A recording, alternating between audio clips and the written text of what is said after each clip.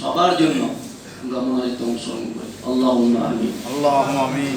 ربنا ظلمنا أنفسنا وإن لم تغفر لنا وترحمنا لنكونن من الخاسرين رب ارحمهما كما ربياني صغيرا رب العالمين আমাদের মাঝে আমাদের গুরুজনেরা যারা আছে আল্লাহ রব্বুল আলামিন শহীদ রাষ্ট্রপতি জিয়াউর রহমানকে জান্নাতুল ফেরদাউসের শান্তি দান করে দেন। রব্বুল আলামিন আল্লাহ বেগম খালেদা জিয়ার হায়াতে তয়্যিবা আপনি দান করে দেন।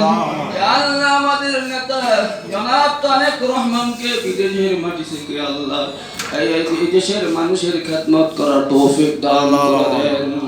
রব্বুল আলামিন ইয়া আল্লাহ আজকে যার জন্য মোনাজাতে অংশগ্রহণ করেছি আল্লাহ অ্যাডভোকেট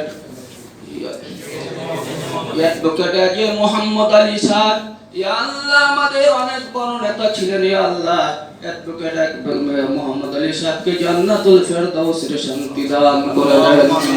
রব্বুল আলামিন বিএনপির যত নেতা কর্মী আছে আল্লাহ যারা কারাগারে আছে তাদেরকে আল্লাহ কারাগার থেকে মুক্তি হওয়ার দান তৌফিক দান করে দেন।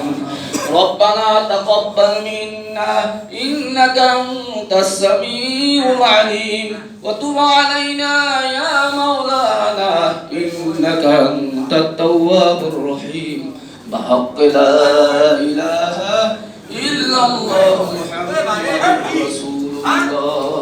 আসসালামু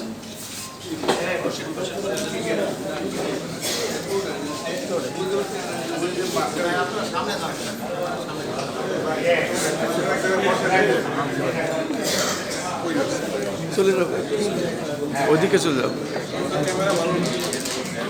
অনেক ভালো বোঝা যাবে পরে উপরেরটা খোলা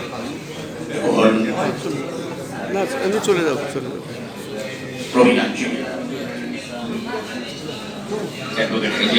মোহাম্মদ আলী কর্মবহুল জীবনে সংক্ষিপ্ত উপস্থাপন করবেন জাতীয়তাবাদী আইনজীবী ফোরামের শিরোপা মহাসচিব বাংলাদেশ জাতীয়তাবাদী দল বিএনপির আইন বিষয়ক সম্পাদক যিনি এখন ফ্যাসিবাদী সরকারের